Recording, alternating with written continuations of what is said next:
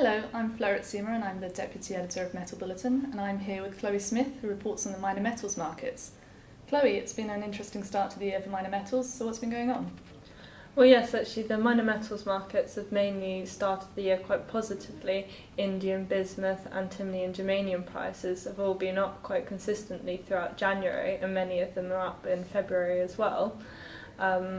And also there's even been a little bit of optimism in the selenium market, especially at the moment after the Chinese New Year.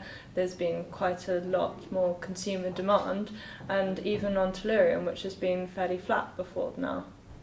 Okay, so a strong start to the year for minor metals. Does this signal a stronger year ahead for the whole complex? Well, I think a lot of people are hoping that it is going to be a stronger year this year than in 2013. But it's worth noting that most of the reason for the rise in prices has been on the supply side rather than the fact that there's been a pickup in consumer demand. Indium and Bismuth have almost been solely pushed up by investor interest on the Fanya exchange, while for germanium, China's buying 30 tonnes of germanium for its State Reserve Bureau has had the biggest impact on prices. And also the prices that actually did worse in 2013 were selenium and tellurium, and although there has been a pickup in demand, this has not yet translated into higher prices in the international market.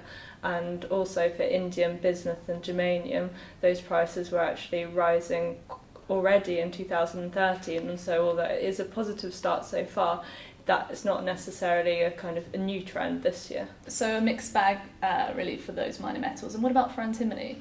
Well, yes, antimony, there actually has been a pickup in consumer demand. I think this is partly because end users weren't really buying anything at the end of last year, and so it's partly cyclical. And I think at the moment everyone's waiting to see whether producers are going to continue to try and push prices up higher, or whether end users are going to suddenly stop buying and therefore cause prices to weaken. I think some people were expecting that after the Chinese New Year that the producers would come in with higher offers, but so far this hasn't happened, although it is early days yet.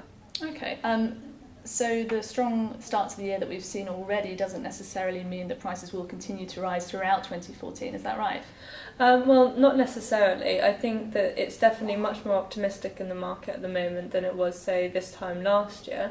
And I think many people are hoping that in the second half of the year at least there will be much more consumer demand. For example, for gallium, people are hoping that the strong LED sales will translate into stronger sales in the gallium market as well.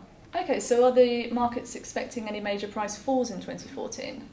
Well, I think there's a sense that a lot of the metals are actually trading along their bottoms at the moment. For example, selenium, tellurium and gallium. And so even if prices do weaken a little bit, I think there's a sense that they're not going to fall as dramatically as some did last year. So for example, selenium fell by almost half. And I think the same is true for the economy in general. People are expecting that to pick up this year a bit and are hoping that that might help the minor metals market as a whole as well. Okay, thanks Chloe.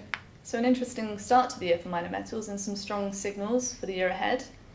And if you do want to learn anything else about the minor metals and the business that we've had reported to us, do check out our trade log that's just been launched. This is Fleur Ritzema and Chloe Smith reporting for Metal Bulletin.